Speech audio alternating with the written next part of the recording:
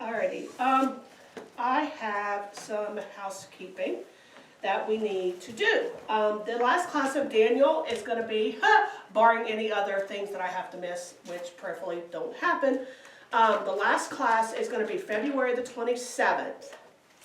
And so the first class of Ezekiel, which is what's going to be next, is going to start on March the 5th.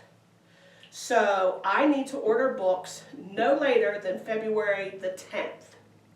So I need to know, and I don't need to know tonight, but I need to know at some point before February the 10th if you all want to study with us and you want a book, so that I can go ahead and get those ordered by the 10th of February so I can get them in before we meet in March. I have a couple papers for you. Actually, I have one paper for you, front and back. The back of this, when I first studied this in 2000, I believe 12 or 13, my page 37 had this little chart that's called the World Kingdoms and Daniel's Prophecies, but 37 in the new book actually starts lesson 6. So I don't know why they didn't include this, so I pulled it out of my old book and I made a copy of it because it's just a neat little timeline for all of the Babylon, Medo, Persians, Greeks, the Roman Empire, and kind of what was going on. So Daniel's vision of the statue is all on here on the back of these. So I just thought it was kind of cool. So I went ahead and made copies for you. And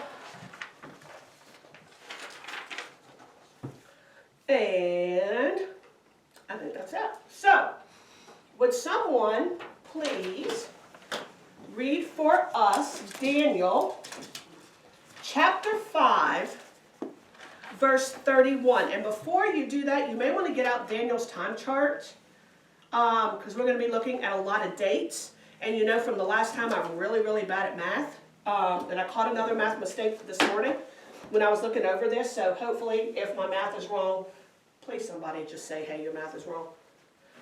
All right, Daniel chapter 5, verse 31.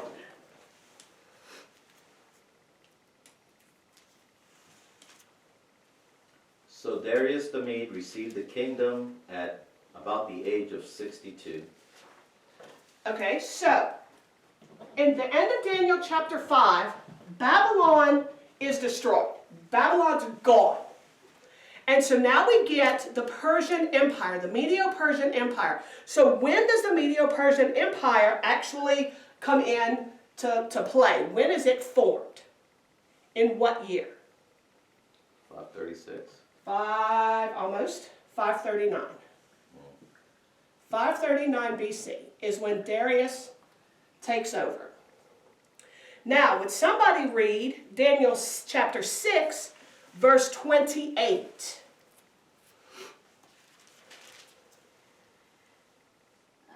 So this Daniel enjoyed success in the reign of Darius and in the reign of Cyrus the Persian. So that was between 539, because that's when Darius came, all the way through to 525. And this is BC. And remember, BC we count down, because we're counting down to Jesus. So now will somebody read chapter 7, verse 1.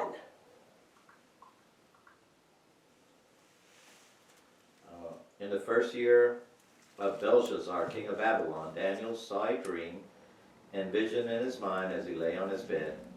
Then he wrote the dream down and related the following summary of it. Okay, so this was the first year of Belshazzar. This was the beginning of his first vision. So what year is the first year of Belshazzar? That's before that. He's the last Babylonian king. Was that like 530? What was it? Oh, is that 605? It's 553. 553. 553 BC. Yes, so Daniel 8:1.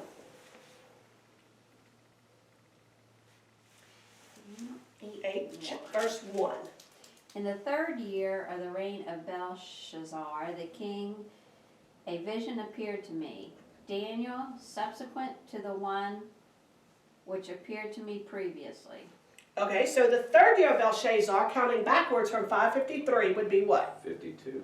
Oh, the third year, 50. 550, about 3 years later. But then in chapter 9, what does it say? In the first year of Darius. In the first year of Darius, so we know that that was when? Way back up, again, in 539. Yeah. So, if we were going to put these in chronological order, first of all, so how many years between chapter 8, which we finished last week, or last time, and chapter 9 that we're about to do right now? About 11. 39, about 11 years. I don't know why I have 19 years. See, guys, this is why. I'm telling you, and I changed it twice, see? So, there's going to be about 11-year gap between chapter 8 and chapter 9. But how would you put this in chronological order? What would you put first? 9. No, remember we go backwards. So you'd have to go to what? Chapter 7. 8. 7. 8. 9, 5, and 6 together. 9. And then 5 and 6. But if we go to the end of it, then you could do like a 4 and like a 5. Now, I have 7, 8. I actually have 6 and then 9, but I didn't do 5. So it'd be 5, 6, 9, because really we don't know when this happened. I'm sorry, we don't know when 6 happened. We don't really know how long into this reign he went into the lion's den and all that. So it just says, oh, it was good for Darius that he would pick 120 satraps and all that. So we don't know when in all of this that actually happened. Well, he had already been a ruler for a bit, so it wasn't right at the beginning. So we don't know when exactly it happened. When he decided that Probably 535, behooved him to do it. So we really don't know where 6 is. But, so we're looking at going 7, then 8, then I really have 5, then 9, because remember we have to get rid of Belshazzar before we come into Darius, right? Because this is the end of Belshazzar, and this is the beginning of Darius. So we have 1 and then 2, and then we go up to chapter 5, and then down to chapter 9, and then up to chapter 6. Why didn't Daniel just write all this in order for us so that our heads didn't have to hurt and I didn't have to spend hours doing math? So that I get wrong because I still can't count. So, Well, he could have. It's just you put the book right, together. put it all together. So we have 11 years between the time that chapter 8 and chapter 9. We have 11 years that have gone by, and between those two, we've had at least 1, if not 2, different chapters going on. So Daniel could have already been thrown in the lion's den by the time he gets this happening, by the time this actually happens. And he gets, yet another explanation from chapter 9. So this poor guy's life has Probably been... not, because if that's the first year of King Darius, it probably didn't happen like the first year of his reign. Well, right, but that's what I'm saying, but we don't know because this would end in 525 and this would have been in 539. Am I right? Chapter 9, 530? 539. 530, yeah, in the first year of Darius. So that's what I'm saying, but we don't know when he decided to have satraps. We don't know. It could have happened his first year, could have happened 10 years later. Yeah, well, not quite 10 years later, 5 years later. We just don't know when he decided, and then Daniel got thrown in the lion's den. So he could have actually been praying to God while chapter 9 was also happening. I mean, we don't know, but this poor guy's life is just, now we can kind of see this roller coaster that poor Daniel was on. With everything that was going on in his life, by ministering to these kings, by telling them their visions, but yet he's also having all these crazy visions for himself, and there's nobody around. literally on this earth that could tell him what these visions were about. And so it's kind of easy to see when you put it kind of in a line why this poor guy was so distraught. And in chapter 10, it says he was down for 3 weeks once we get into chapter 10 next week. So this guy was down for a good while in chapter 10. And it's kind of easy to see why. So anyway, I just wanted to get, so we can get in our heads kind of this time frame, since it does tend to jump around quite a bit. Alrighty, so Daniel chapter 9, and I'll explain all this other stuff kind of as we get to it. We're going to go kind of lump of verse to lump of verse. In Daniel 1 through 6, so in the beginning of it, what did Daniel do and what did he actually find out? What did Daniel do? Looked at the number of years in a book and kind of figure out that it was 70 years. Now, did he go looking for the number of years? Or did he get the book and then he just realized? He realized, yeah. He That- didn't know. It was revealed, it says, which was, let's see. Yeah, it was The number revealed. of years was revealed as the word. And how many years were they to be in captivity? 70, And how many years into captivity are they at this point? 60-ish. About 66. About 66 years in.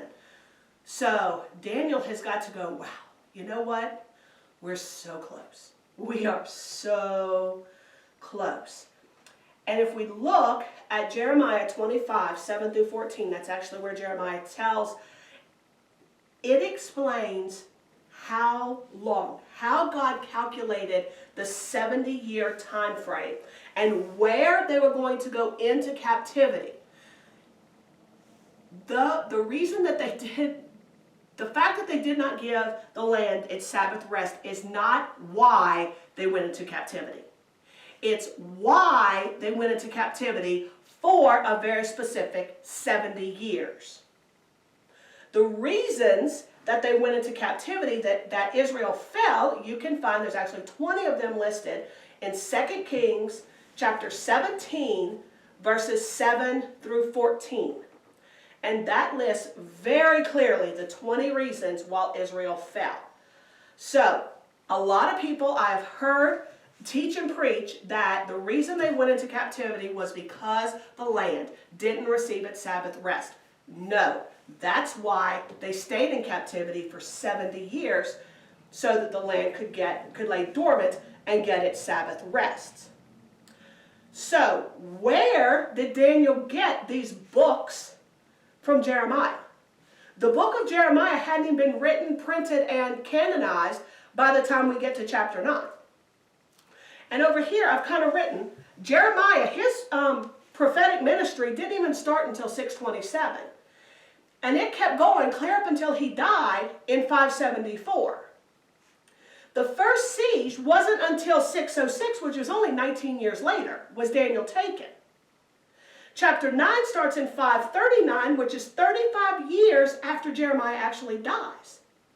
So that's not enough time for it to be, found and copied, because it all had to be handwritten and hand copied and distributed and put into some kind of quote-unquote book.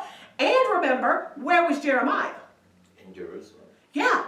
And where was Daniel? Babylon. Yeah. So it's not like they could just Pony Express it, on over to Babylon. So where did Daniel get these books from Jeremiah? How did he come into possession? There is a way. If somebody would turn to Jeremiah, chapter 29, and Jeremiah is right after Isaiah and right before Lamentations. So hit Psalms and go to the right. 29 what? Chapter 29, verses 1 through 10, and we will find out exactly how Ezra got these books. Ah, interesting. Go ahead. Now these are the words of the letter which Jeremiah the prophet sent from Jerusalem to the rest of the elders of the exile, the priests, the prophets, and all the people whom Nebuchadnezzar had taken into exile from Jerusalem to Babylon. Jeremiah wrote him a letter. Actually, he wrote several letters. And he sent them out to all the people into Babylon, to the priests, to the elders, to the prophets. And then you can skip to verse 3, and it'll tell you what he said.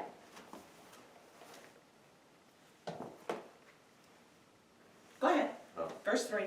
The letter was sent by the hand of Elasah, the son of Shaphan, and Gamaliel, the son of Hilkiah, whom Zedekiah, king of Judah, sent to Babylon, to Nebuchadnezzar, king of Babylon, saying, Thus says the Lord of hosts, the God of Israel, to all the exiles whom I have sent into exile from Jerusalem to Babylon. Build houses and live. How far are you able to go? Keep going to 10. Build houses and live in them, and plant gardens and eat their produce. Take wives and become the fathers of sons and daughters, and take wives for your sons, and give your daughters to husbands, that they may bear sons and daughters and multiply there, and do not decrease. Seek the welfare of the city where I have sent you into exile, and pray to the Lord on its behalf. For in its welfare you will have welfare. For thus says the Lord of hosts, the God of Israel, do not let your prophets who are in your midst and your diviners deceive you, and do not listen to the dreams which they dream, for they prophesy falsely to you in my name. I have not sent them, declares the Lord. For thus says the Lord, when 70 years have been completed for Babylon, I will visit you and fulfill my good word to you, to bring you back to this place. Jeremiah wrote a letter. And Daniel happened to find the letter that he had sent out. And that's where he got it. Because I'd always wondered, how did he find a book? The book of Jeremiah was not written. It wasn't a book. Because he sent a letter. He was nice enough to send a letter. So Yeah, that's well, I know they took the plunder from the temple, right. but that wouldn't have been in there. No, that would not have been in there because Zedekiah, the king, who was king until after the third siege, or till the third siege, actually sent people to Babylon. Zedekiah was he was a puppet king. And so when Jeremiah wrote these letters, then Zedekiah sent these letters by these two guys, by these messengers, to go hand out to the people. And what's God telling me? Something? You know what? Live.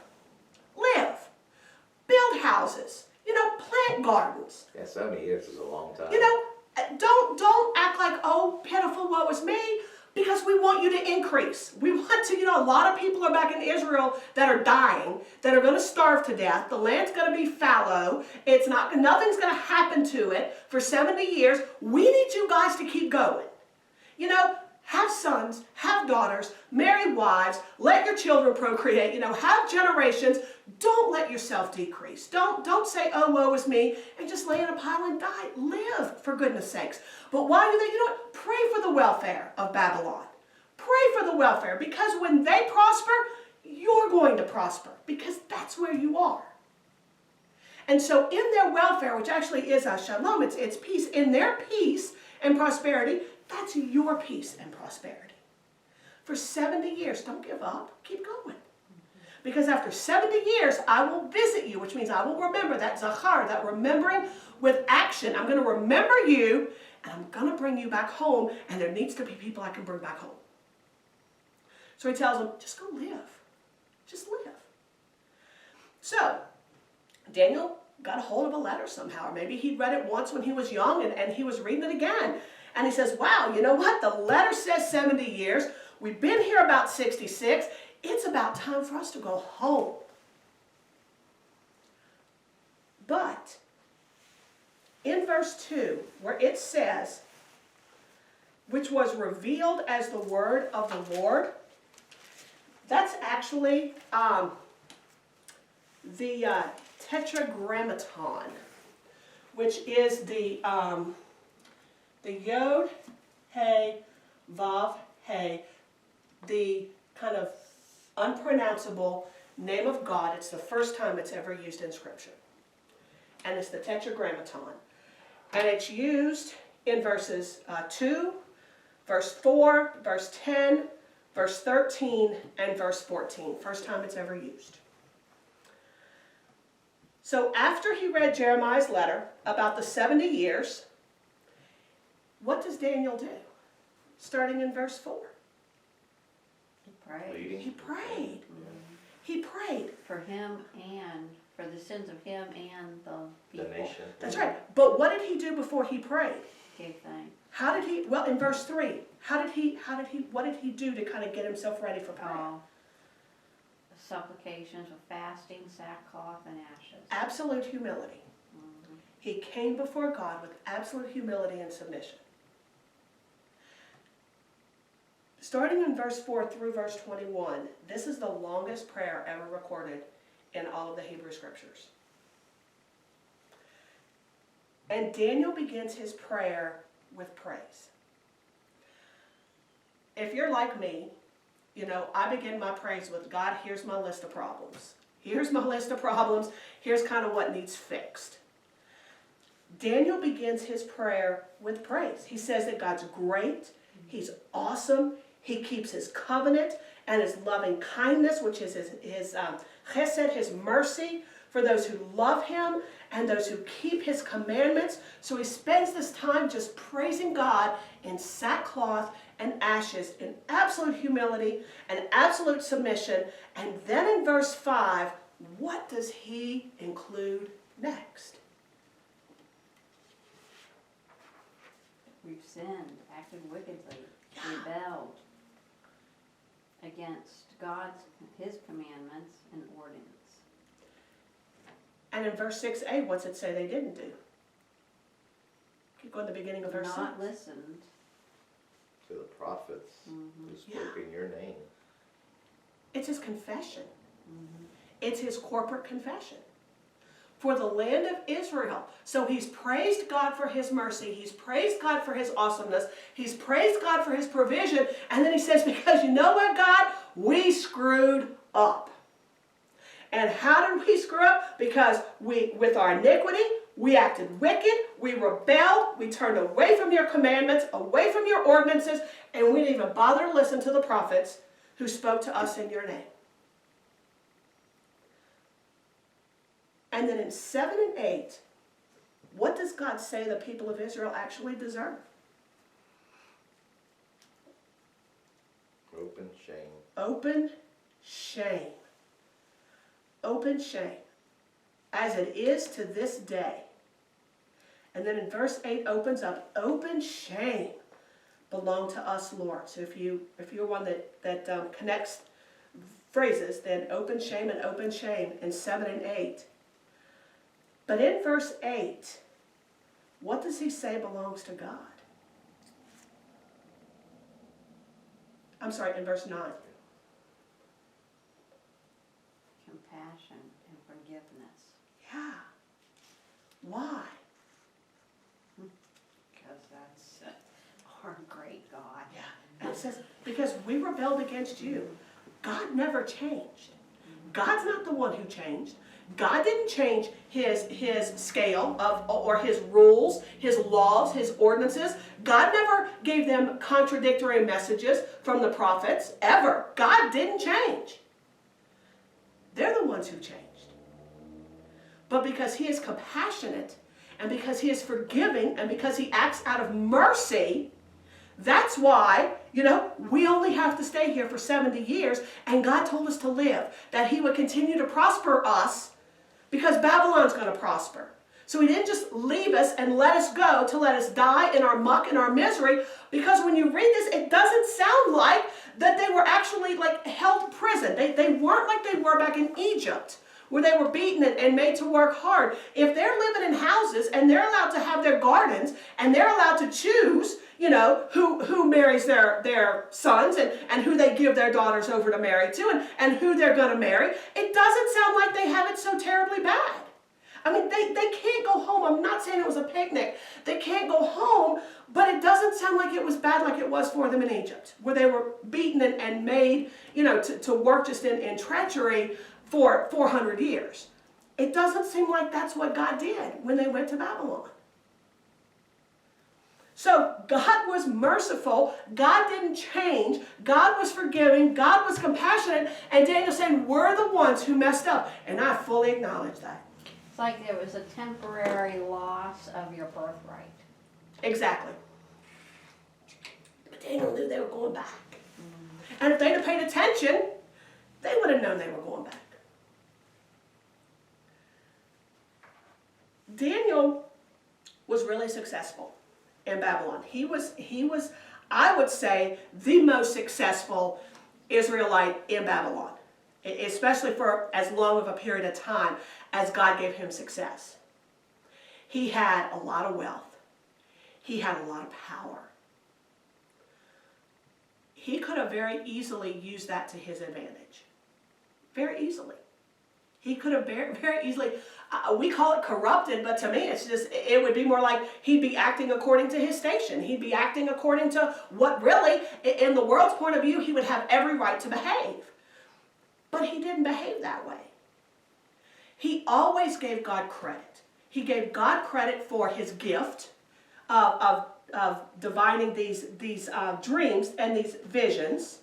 He always was very humble. He was very honest, and he was very loyal, even to pagan kings. Always. In 11 through 14, what does Daniel say actually came upon Israel, like all of Israel, as a result of their rebellion and because they absolutely refused to listen and obey? Curse. Calamity. Yeah, curse, calamity, an oath, which was written in the law of Moses, because the oath was, if you obey my commandments, you will be prosperous. If you do not obey my commandments, this is what's going to happen to you. So God only kept the promise that he said he was going to keep. And so we have a curse in 11. We have because of the oath in verse 11. We have great calamity in verse 12. We have calamity in 13. We have calamity in 14. So if you're one, like I said, to mark all these and to follow them down, there's 4 instances of curses and calamities, and it wasn't just for them, it was on their kings and their rulers. Because their rulers weren't exactly godly men to begin with. And when shepherds lead in unrighteousness, the flock follows in unrighteousness. And that's exactly what their kings were doing. So, in 15 to 19, after Daniel praises God for who he is, he confesses the sins of Israel and himself. He acknowledges that they were warned, and yet they totally rebelled, and receives their just punishment. What then does he ask for?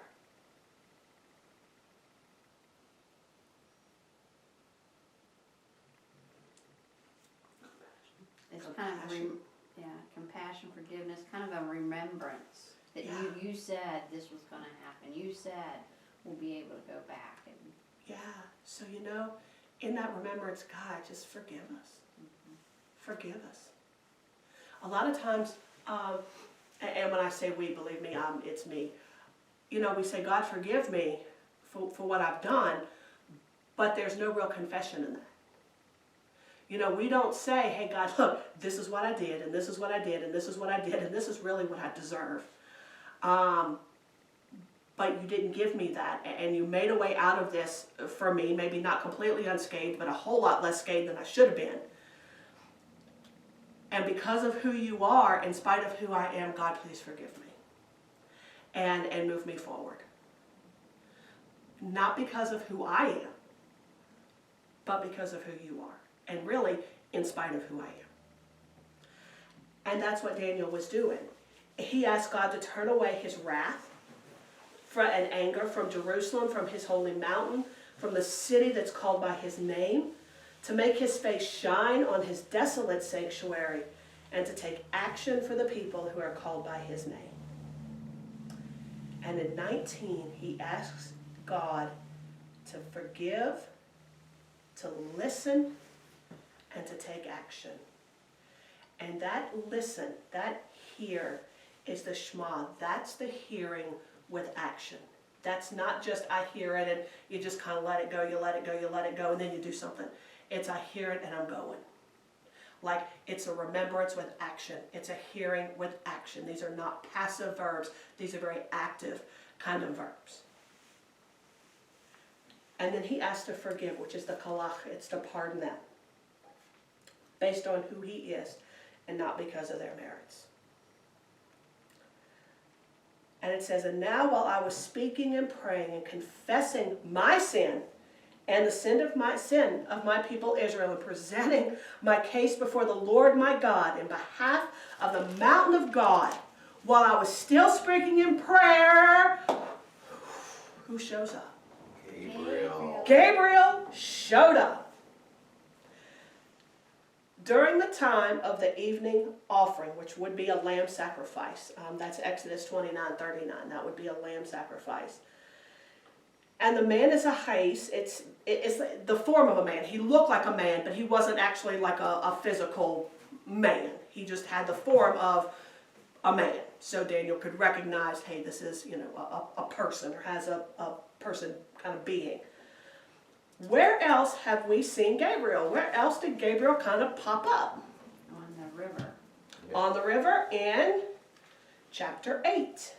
And in chapter 8, which was 11 years before this, so we can only guess what poor Daniel's been thinking, and still has this vision of chapter 7 and chapter 8, which was expounded on chapter 7, still rolling through his mind for 11 years, and life has gone on. In chapter 8, Gabriel said he came to give Daniel some understanding. And I think it's kind of interesting that when Gabriel showed up this time, what did he and Daniel do? Because I'm going to tell you, chapter 22 was very frustrating to me. He gave him instruction. He gave me instruction, talked with me and said. So, he gave me I want to know what the instructions were. And he talked to me. I want to know what y'all said. I want to know what this conversation was. This is aggravating to me. I'm like, Daniel, you wrote down everything else, Such a man. but you're not going to tell me what you talked about. Well, he probably said, hey, Daniel, get up. Hey, man, it's been a pretty day. What do you think? Yeah, I'm no thinking, rain, you get know, clouds. But let me get to the thing. It's nighttime. It's time to sacrifice the lamb. He's extremely tired. He's been on his face, fasting and praying in sackcloth and ashes. Gabriel shows up and they chit-chat. I want to know what you said. I want to know what instructions he gave you. Because before you told us when he says to get up, you tell us that. You tell us when you faint. But you're not going to tell us what you and Gabriel chit-chatted about. Well, you know what? That frustrates me. Wow. So, it must have been very inconsequential Yeah. to what was actually going to happen. But I still want to know what they talked I mean, the about. last time we saw Gabriel, he fell flat on his face. Right. And Gabriel stood So you up. might have said, hey, Daniel, don't fall flat on your face like that. Took you about as low as you So could that was get, the really. instruction. Sackcloth, And then the other one, and he talked with me, and said. So, as part of the conversation, he said. No, well, maybe. Yes. 'Cause Jews that's love the normally- word And he and. talked with me, and this is what he said. Ancient Jewish Hebrew writers love the word and they're worse than Poe. They there's no punctuation in ancient Hebrew, and so it's just and, so it's like one big continuous sentence. So they love their ands. So he gave me instruction and talked and he said. So in part of his conversation, we only kind of catch the end of it, but I still want to know what they talked about. So this time, what does he tell Daniel he's going to help him with? What's he going to give him this time? Understanding the 70 weeks. Well, that's not what he says. What's he say in 22? I'm going to give you insight And understanding. with understanding. The insight, the sakal, is to wisely understand, to comprehend. That's just basic comprehension. But the understanding is the binah, and that's actually discernment. So I'm going to give you understanding of something, but I'm also going to help you to discern other certain things. So there's going to be understanding and there's going to be discernment. What I find very interesting is, when was the command given for Gabriel to go and give Daniel this wise understanding with discernment? At the beginning of the prayer, or right at the beginning. While he was praying. It says right when you started. Yeah. When you started, at the beginning, the command or the word was given, and I have to come tell you, why am I telling you anything? Why does he say he's telling him anything? Because he's highly esteemed. So it's like God knows Daniel's heart and knows that, you know, his it was a repentance prayer on him and the people of Israel. Not only is Israel's time getting very short in Babylon, Daniel's life is also pretty close to coming to an end. And so that highly esteemed actually means he is precious treasure to God. I hope somewhere up there God's telling somebody that I'm a precious treasure for him. And in the middle of his praying, of his prayer, of Daniel's prayer, Gabriel said, I was given a word. God gave me a word to come and tell you, because you are a precious treasure to God. So listen to the message and get understanding of the vision. What vision is he talking about? Because in chapter 9, Daniel doesn't have a vision. There is no vision in chapter 9. So what vision is he about to give him further understanding about? Jeremiah's vision. I never thought of it that way, but it could be, but I think there's more to it than that. What vision has Daniel had? The finishing it out. Yeah, I think he's expounding again on the vision that he had in chapter 8, or that is discussed in chapter 8, which I think is also just expounding on the vision he had in chapter 7. So I think he had his initial vision in chapter 7. Then in chapter 8, I think that's a big expounding, because then we have things that are kind of picked apart and explained even more about what happened. I don't think it was a new vision, although it says he saw the man and he saw these things coming, but I think it was just kind of more, chapter 7 is like this, chapter 8 is like this, and I think chapter 9 is like this, if that makes sense. And so I think it's just going from big picture to smaller picture to smaller picture and more understanding. So he doesn't have another vision. He just says, I'm about to give you some more understanding of the vision. You know what? Poor Daniel, he's like, what, that one I had like 11 years ago? You know, I've been in the lion's den. I've had a lot happen in 11 years. I wonder why the timing. Why all this space in between? I mean, we don't have an answer for it, but it does make me wonder why he didn't just kind of, tell him everything kind of all at once. But we don't know. Well, I mean, if you had that, I mean, you don't know what we do. If you had that knowledge beforehand, I mean, man, I'm not waiting 70 years and out the door I go. Yeah, I'm done. Hey, guys, follow me. But yeah, I mean, we don't know where, and maybe Daniel needs to mature. Maybe he wasn't ready yet for the full message. Maybe he wasn't. Because he did not come, God did not send Gabriel to go and discuss what, for us, of course it wasn't written like this originally, for us is 3 verses until after he began to pray. And until he had the realization of how close they were.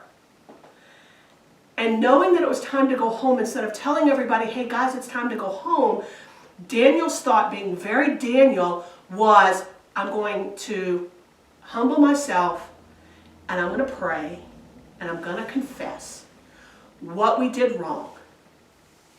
I'm going to acknowledge God for who he is. And then Gabriel shows up.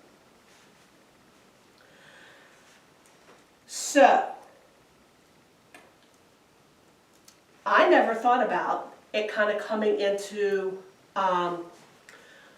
part of Jeremiah's vision or Jeremiah's understanding, because I don't know necessarily that it was a vision of 7 years, but the word of the Lord came to Jeremiah. So I'm not real sure. And it was said that it came in a vision, but right, the word of the Lord came to Jeremiah probably did saying, come in a vision. Yeah, or at least a voice. It could have been a buckle, it could have been a voice. We don't know. It just said the word of the Lord came to Jeremiah saying, and then he said it. So I mean, we don't know, but I never thought about that, so now I'm going to have to think about it. Verse 24 through 27 is rough. So we're going to take this as slow as we need, because I have 6 pages of notes for 3 verses, if that tells you anything. And I should show you, when I was trying to do math, which I'm really bad at math, as I have demonstrated, it was pretty rough doing the math and trying to get things fixed and situated even in my own head. But Daniel's prayer of verses 4 through 19, that prayer was based on what he read in Jeremiah about the 70 years of captivity, which is about 4 years or so from being over and from the people returning back to Jerusalem. The insight given to him was related to his people and Israel and the holy mountain and the holy city of Jerusalem. What we have to be careful of sitting in 2020, we need to remember that the only covenant that Daniel's people had at this point was the Mosaic covenant. That's what had been given to them. That's what God's law was. That's the law that they broke. Now, God did give insight to Jeremiah and to Ezekiel about the new covenant of salvation, but that had not been enacted yet in Daniel, obviously. It hadn't been. Nowhere in Daniel is what we think of as like a New Testament body of believers or the church. It's never mentioned. The people Daniel is concerned with and the vision that he has, it does include Gentile nations, but Gentile nations in the context of Israel and the Jewish people. Does that make sense? Because a lot of people want to write themselves into history, and we can't do that. We can only take Scripture for what Scripture says. And we can't start, trying to make it more modern or to kind of include ourselves, into this. So we do have to be really careful as we get into these 3 verses to keep in mind, that it's the Jews, Jerusalem, the holy mountain, the holy city that Daniel is concerned with. Okie dokie. So I am going to erase everything except little Esther over there, because we haven't gotten her yet, but we will. One of the greatest women in history, as far as I'm concerned. Alrighty. And please, accountant and math man, watch my math, because I'm not. Alright. Daniel's vision had to be, or was about 70 weeks. But that weeks literally means a period of 7s.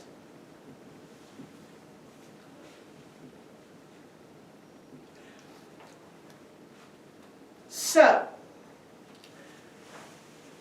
70 weeks, another 70 weeks, not the original 70 weeks that they would be in, or 70 years, I'm sorry, that they would be in captivity. We all agree with that, right? That this is a different 70 weeks. All right, good. Was decreed for the Jews and Jerusalem. 70 years of captivity was because the land had not rested every 7 years for 490 years, which would be 70 sevens, which is why they were in captivity for 70 years. 70 sevens. We're all together, okay? If you're not following, because I tend to say some goofy stuff, so just say, hold on a minute. Daniel 9's 70 sevens, which is what 70 years is. So 70 years is 70 sevens. Oh, so. Because weeks is just a period of 7. It could mean 7 weeks, 7 Yeah, but days. 77s is 490. Yes, but 790 what? If it's 490 weeks, that's just under 9.5 years. This I did on a calculator. If it's 490 months, that's almost 41 years. Or it could actually be 490 real, literal years. So, it's either 490 weeks, 490 months, or 490 literal years. Okay, so it's 490 times 52 weeks. What would be divided by? No. And then divide that by 365 days is 69.8 69.8 what? years. Years. So if you Okay. take 490 weeks and multiply that by 52 weeks, okay, Well, see, I did 490 weeks divided by 52 weeks in a year would give me 9.5 years. But did they have 52? They ended up with they had 360 years, 360 so days, divide that by not 365, divide that by 360, 360. Okay, so 360 days, times 52 weeks. which would be roughly divided by 51 weeks or so. 360 is 70.777. Years. So, it's all kind. So, what is it? 70 weeks have been declared in verse 25, in verse 24, for you and the holy city have been decreed. That means to be cut off. It has been determined. So it's going to be 70 weeks. It's been decided. The first thing that is decreed for the people in the holy city in regards to the 70 weeks is to what? In verse 24. Say that again?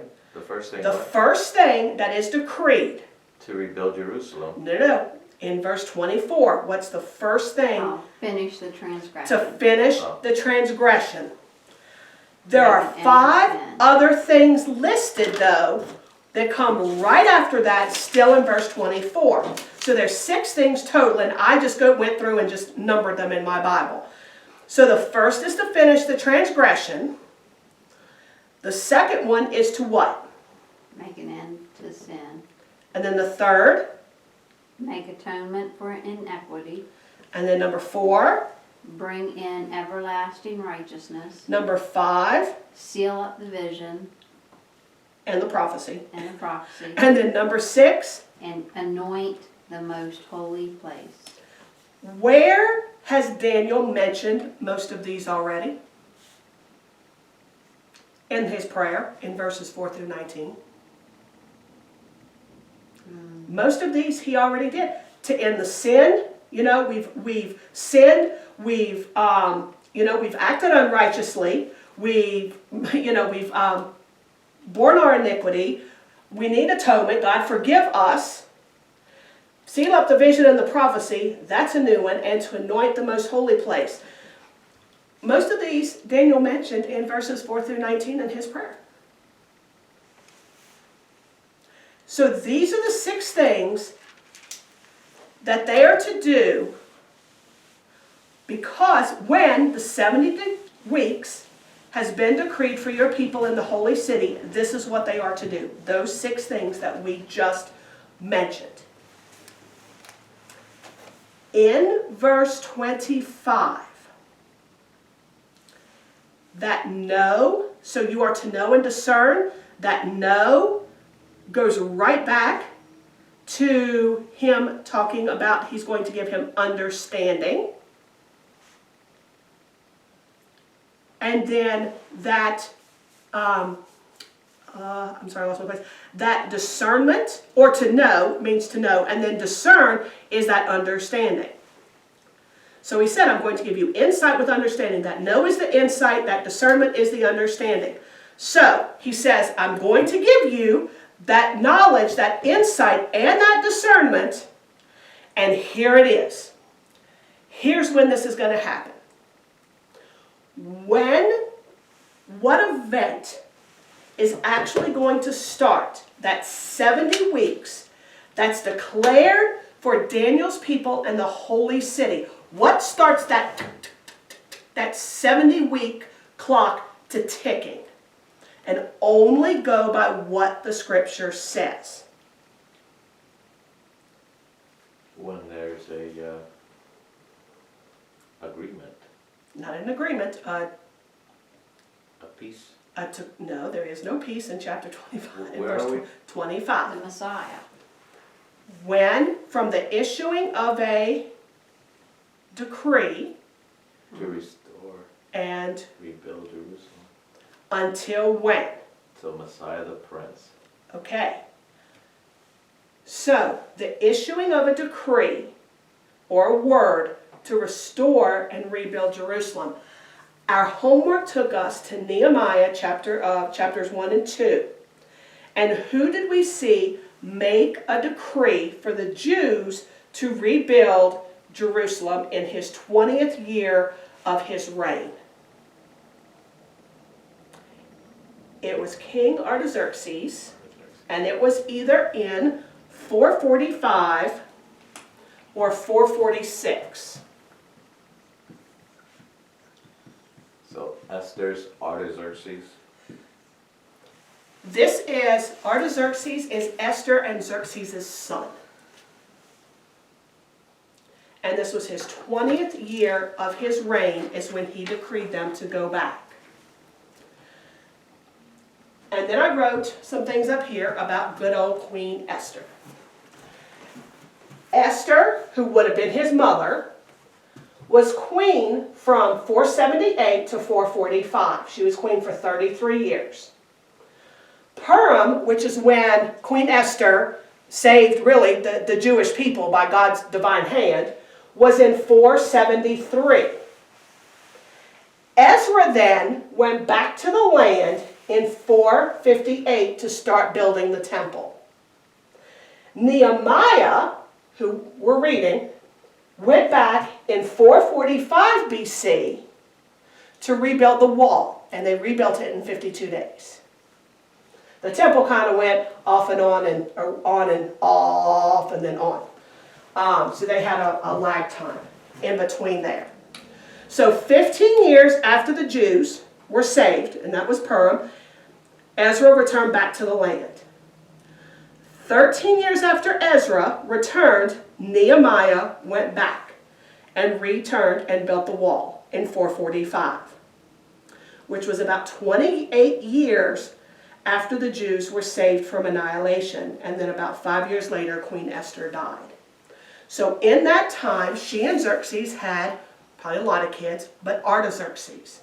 And Artaxerxes is the one who declared in Nehemiah chapter 1 and 2 for them to go back and begin rebuilding Jerusalem. Any questions? Or anyone get anything else that maybe it wasn't Artaxerxes? And have scripture.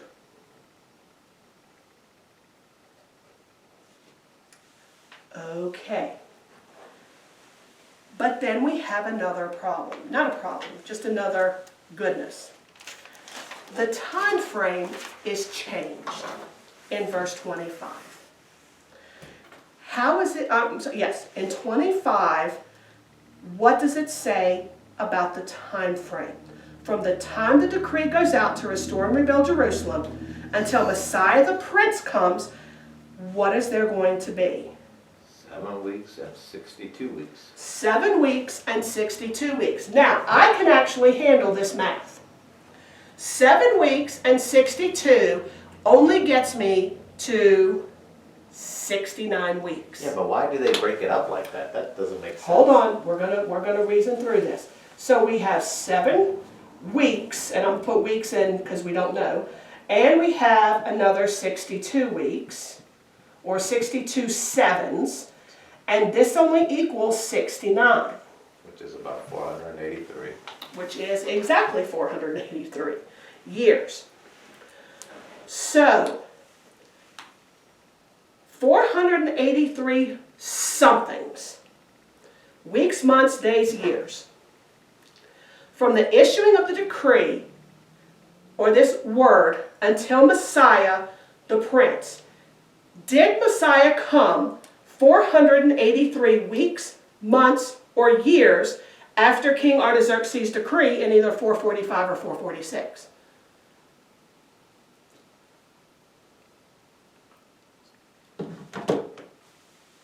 If it's years, the 483 years is roughly the same time from the decree to Jesus' first advent. It puts his birth at 7 BC. I happen to put it closer to 4 BC.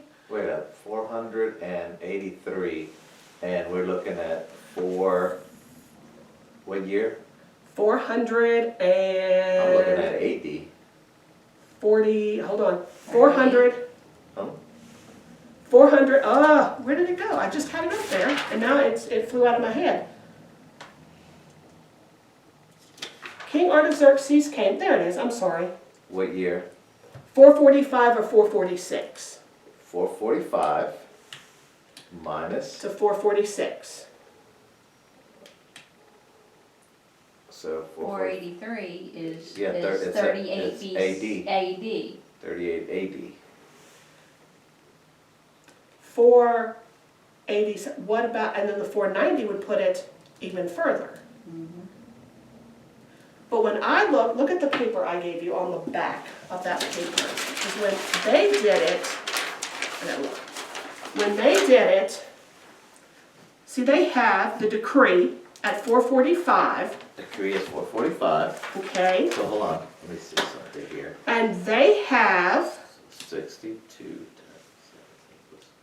434, 445, 434. That's 11 years off on the 62 weeks. let me, and Well, now wait a you, minute, 490, if you start at the starting point at 490, okay.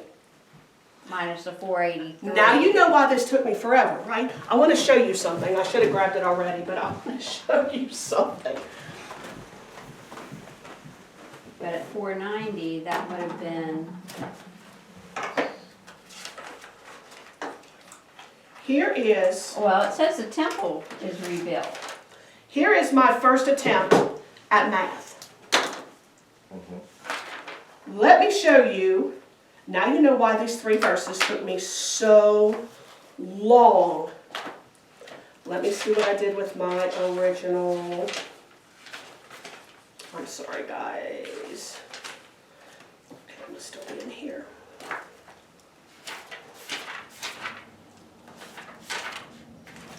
And then here's my attempt. And look at all the scratch outs of me trying to figure out years and how they came up with this. 62.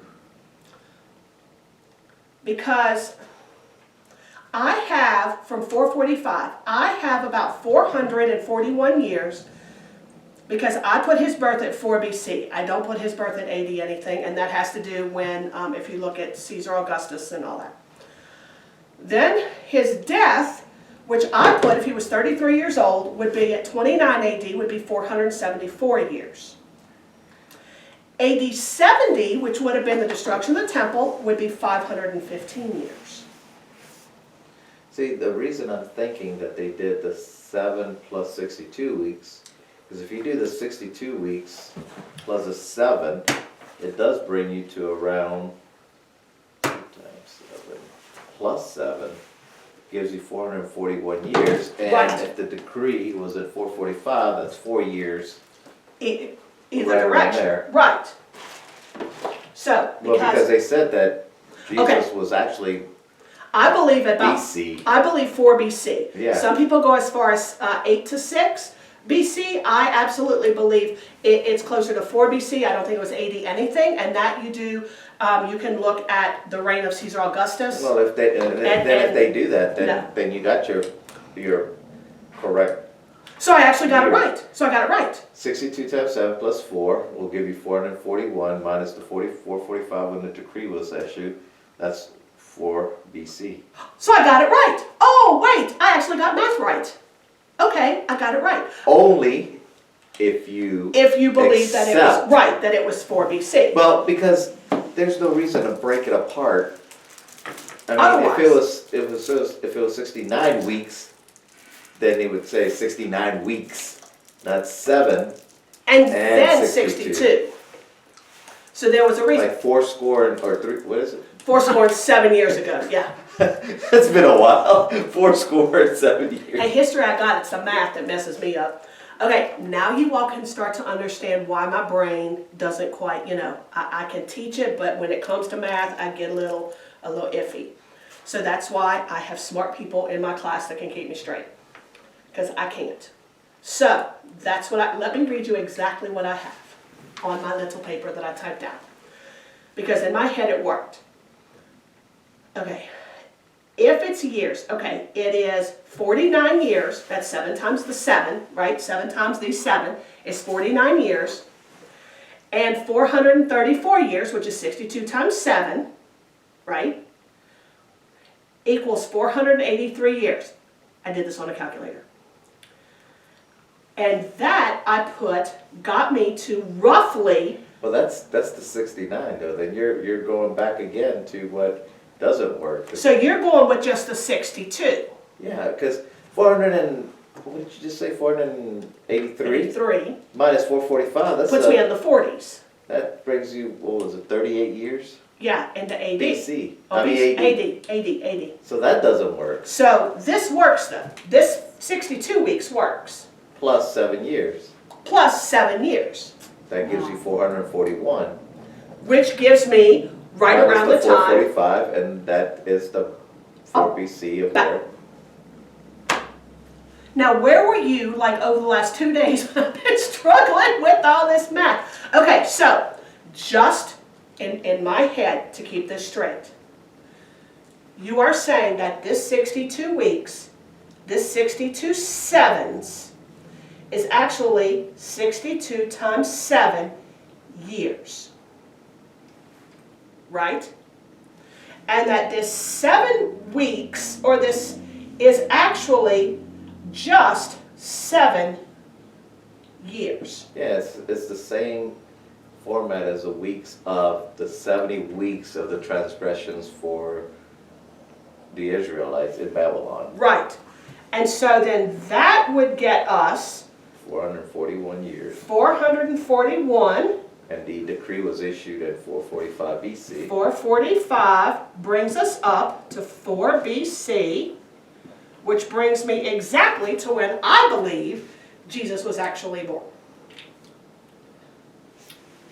I want to make sure I explain it, because last week I only got smart after class was over, and only because Miss March helped me. So that makes sense. Okay, that gets me to what. Okay.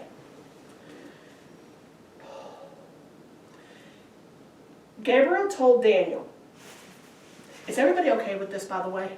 I hope so. Yeah, I hope so. We'll say If that. not, send me an email and explain everything. Actually, I looked at it like a long time ago, and that's what I came up with. And that's what you came up with. And on my other little paper that I just showed you guys, that's what it has on there. It's the 441, but I was trying to get it to that bigger. So, okay. So I was at least, I'm telling you, I either do it Which or... makes sense because, again, there's no reason to break it up if you're gonna do 69 weeks. And Right, then to make it a together. full Yeah, 69 years.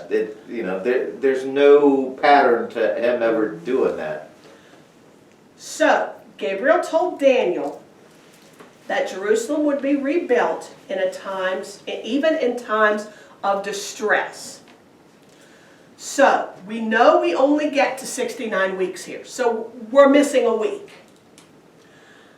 I believe that week could be, because we really don't know, if it's at the beginning of before this, it could be the rebuilding of Jerusalem, when Jerusalem was originally rebuilt, with Ezra, Nehemiah, Haggai. Because the temple took a really long time, because they took a big break from building the temple. So it could be. It could also be at the end. At the end of what? We'll get there in just a second. So, in verse 26, what does Gabriel tell Daniel is going to happen in verse 26? What's going to happen after Jerusalem is actually rebuilt? The Messiah is cut off. He's cut off. Some versions may have an anointed one, which that's what Messiah means. Mashiach is one who's anointed. Would be cut off, and the sanctuary and the city, unfortunately, would be destroyed again. Who destroyed Jerusalem really close, really shortly after Jesus' death and resurrection? But see, that's not 62 weeks though. Okay. It was Nero, wasn't it? No, a lot of people believe it was Nero. It was not Nero. Our homework on page 36, number 1, took us to Luke 21 through 24. And Jesus actually was warning Jerusalem that they were going to be surrounded by armies in a day of vengeance to fulfill everything that was written. Jerusalem was going to be trampled underfoot by the Gentiles until the time of the Gentiles are fulfilled. We know that in 70 AD, now there were wars before that, a lot of skirmishes and things between the Roman Empire and the Jewish people. A lot. I mean, you think of Masada, you think of a lot. There was a Roman general named Titus, and there's actually a thing called Titus's Arch, and it still exists in Rome, and you can see it depicts, if you go in and look, it actually will depict things being taken out of the temple and the temple destroyed. And of course, that's not only when it was first built a monument to the power of Rome, but it was almost like, hey, our Roman gods destroyed the Jewish gods, destroyed the God of Israel. So does that follow on the statue? 70 AD. And from that time, Jerusalem has always been trampled by Gentiles. I mean, it's been at war. Some people believe, because the people of the prince who is to come, which is in verse 26, the people of the prince who is to come would then be the Roman people, the Romans. That's why a lot of people believe that that fourth kingdom on the statue is Rome. Even though that fourth piece is never given a name. It's never given an empire name. I mean, we know Babylon, Medo-Persia, and then we know that Greece is named before it ever is actually an empire. If we believe, if you think that that's what this is referring to, that in 70 AD, with the destruction of the temple, that this is what was meant by after, I'm looking, 62 weeks, the Messiah will be cut off and have nothing. That means nothing for himself. And the people of the prince who is to come will destroy the city and the sanctuary.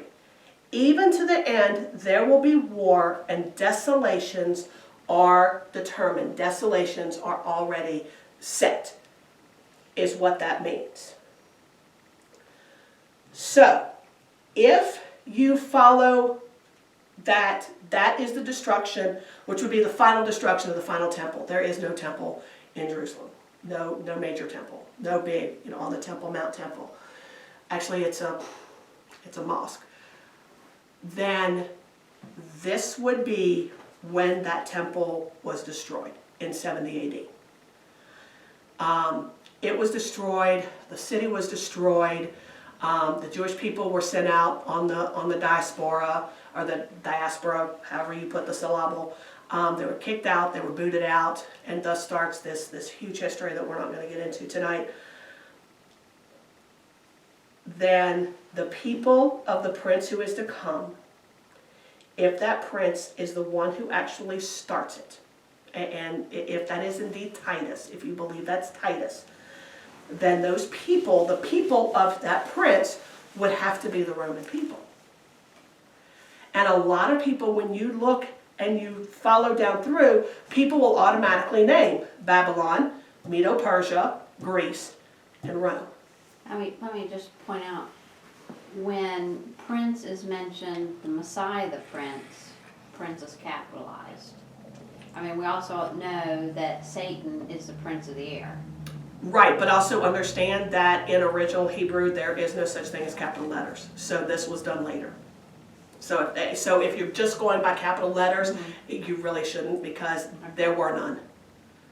And there still aren't. But it says, until the Messiah will be cut off and have nothing. And the people of the prince who is to come. So if Messiah's cut off, then that prince can't be Messiah, because he has nothing. And the people of the prince who is to come will destroy the city and the sanctuary. And of course, Jesus would never destroy the sanctuary. And its end will come with a flood. Even to the end there will be war. Desolations are determined. Is this that false prophet that deceives people into thinking he's the boasting great person? I don't think this one is a false I prophet. I think it goes back to, hold on, we're going to get, I promise you we're going to get there. Just, I promise you, we are. Look, it's like right here on this paper. We are going to get to it. Just one second, I'm going to ask you one more thing, but I promise you we're going to get there. What or when is the time of the Gentiles? The time of the Gentiles, well, it's at the crucifixion of Jesus to the rapture of the church, I believe. So you believe it started with the crucifixion and will go until The Messianic kingdom, or okay, then tribulation, or the rapture, wherever you think it is in tribulation. Okay. I don't think that. Surprise. I think it's probably one of two places, and I don't know for sure. I think it could have began in 605. 605. 605 BC. Oh. When Babylon took Israel out. The first siege. And took them all out of the first siege. Because even though when they went back to the land, they still had people living on the land that were still Gentiles, and they gave them all kinds of a hassle. And I mean, you look at it even up until today, and Israel has never really owned its land. But I think it could have also began in 70 AD when it was the final destruction of Jerusalem. Well, and I struggle with a little bit of the time of the Gentiles, people saying, oh, it's the birth of the church. Well, because, well, let me just say, because Jesus crucified himself not for the Gentiles only. Right. He did it for all. So to think that the time of the Gentiles started there, then that is where replacement theology can seep in. Yes. Easily. So I always struggle at the beginning of that, when. And I think maybe, and I say it was there because with Jesus we were grafted in. Yes, Galatians 3. So then there was a time for the Gentiles in the grafting in, and that's why I'm thinking that it was beginning at that time. But I mean, I can be persuaded to another time.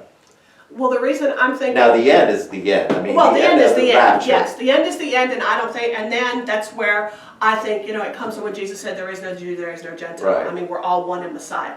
But Romans and Galatians 3, Ephesians 3, the mystery of the church. But anyway, that's why I was thinking 605 with the first siege, because then the Gentiles took over. And really, even before that with Assyria, if you want to, get technical, but if you're talking about the holy the holy city, the holy mountain, that would be Jerusalem. And so that would be Babylon. Or, because really, Israel did have its own, Israel wasn't commanded again with the Hasmonean dynasty right after the Maccabees. That's a good possibility, because once it was destroyed, there's never been a time of Jewish power again, control. The Gentiles have always been. But after Babylon there was. After Babylon there was. After the Greeks there were. Because after the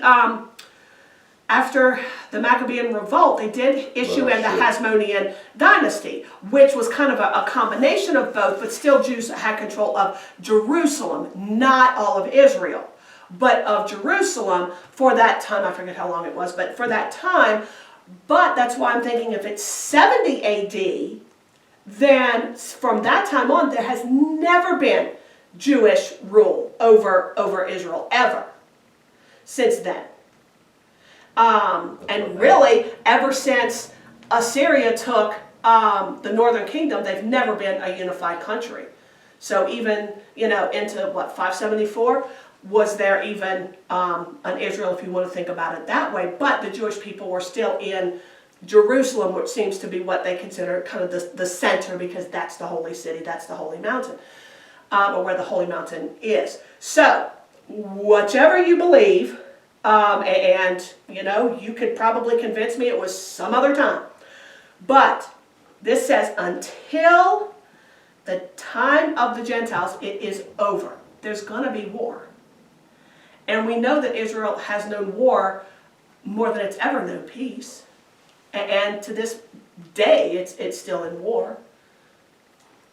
So, now, we're going to get to Shelley's question. Who is he in verse 27 when it says he will make a firm covenant? Who is that he? I thought it was the Antichrist. Well, that's very vague, but... Well, that goes to that false prophet, Woodstock. But see, the false prophet is the guy that deceives many. It's sort of like, to me, the false prophet is like the anti-Messiah. Right. And the lawless one is the guy that is, like the big head, the chief, the God. He's in charge, and he's the one that makes the covenant. Oh. So I make a distinction Okay, between the yes, two in that yes. sense. Okay, so. Like the silent partner. With the... Well, I think the false prophet is the one that's going to deceive the, I don't want to say the body of believers, but the ones that would be more prone to, following some kind of religious figure. And the other one is more of a political leader, the one that, can kind of be in charge of nations. The puppet, like a puppet king or like a puppet ruler who's being, kind of heralded by or told what to do by someone else, by the one in charge. I mean, look at Revelation 13? Well, maybe. I think whoever he is, I think it goes back to this prince who is to come. And what is he going to do? What is he going to actually do? In verse 27. He's going to make a covenant and he's going to break it. A firm covenant. For how long? 7 years. For 1 week, which I believe is 7 years. Who is the many? That's a good question. I think it's the Jewish people at that time. Because remember, we are not included in this unless this is a full end-time prophecy. But it could be a partial prophecy, or a partial near-time fulfillment with a final complete fulfillment in the end times? Yes. We don't know.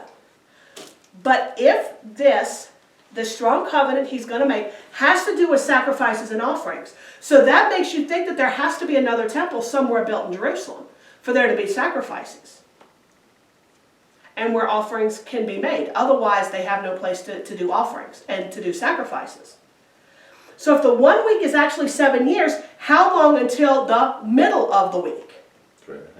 3.5 years. This is starting to sound a lot like the time of tribulation. And after 3.5 years, what's he going to do? Break the covenant. By stopping what? All sacrifices. All sacrifices. Where have we seen someone that is going to stop the sacrifices or try to make a change at the times in the sacrifices? Daniel chapter 7. During his first vision, or the beginning of the vision that was expounded on in 8, and now is being expounded on again in 9. So, here's a real side note, because this probably has nothing to do with anything.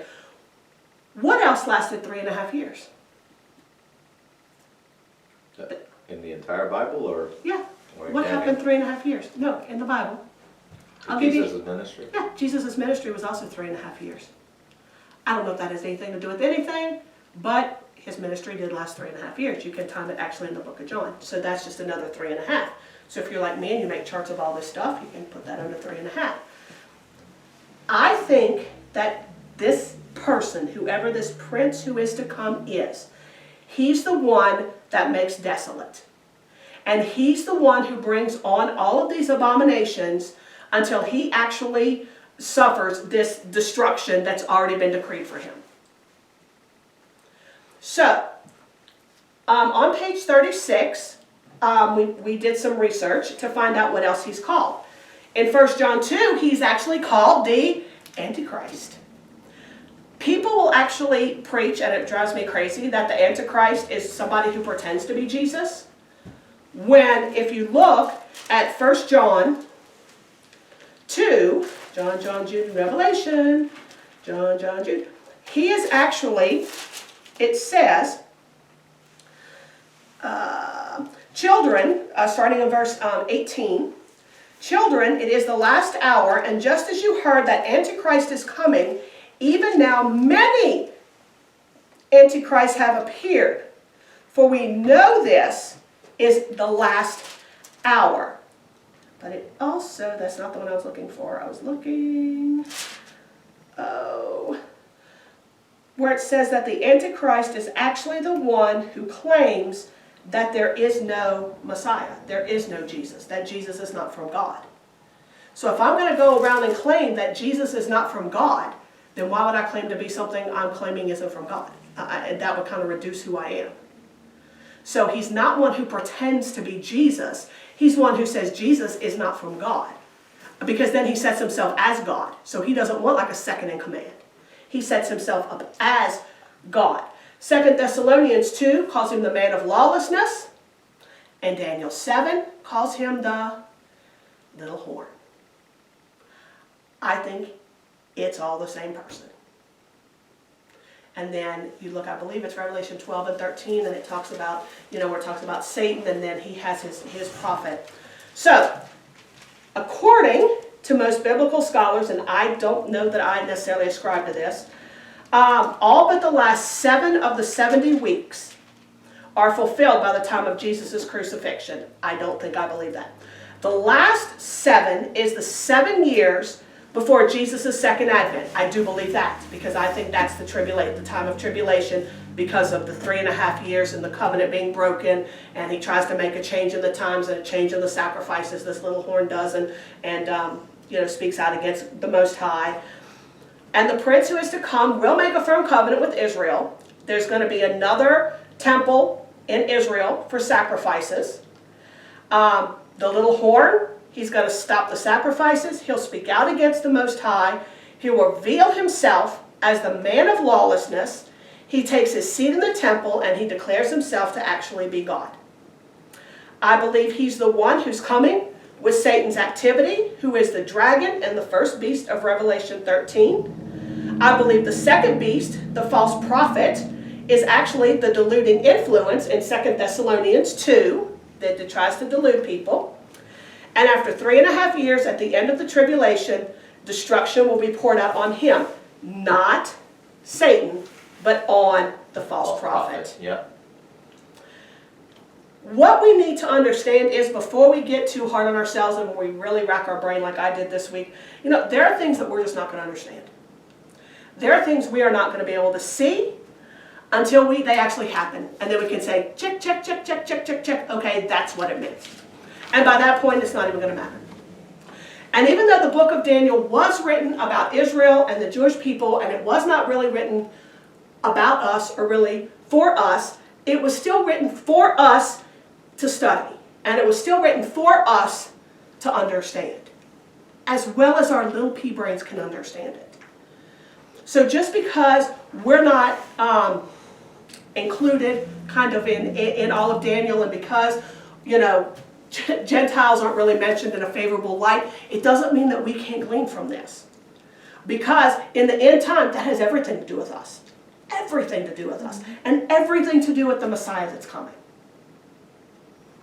So, any questions or comments? I thank you guys for putting up with a lot of information.